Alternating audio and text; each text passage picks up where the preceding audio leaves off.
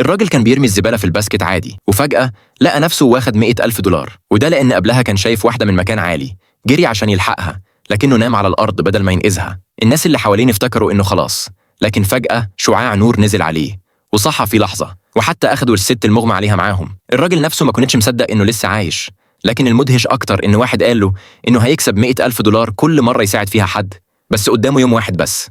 الراجل ما ضيعش وقت وابتدى ينظف الشوارع من الزبالة لحد ما جمع 10 ملايين دولار، لكن شاف إن الطريقة دي بطيئة، فوقف عربية مركز خدمة المجتمع وقال إنه عايز يتبرع لمناطق فقيرة. محدش صدقه، لكنه بس يدوب والمخازن اتمليت بشحنات محملة بالمساعدات.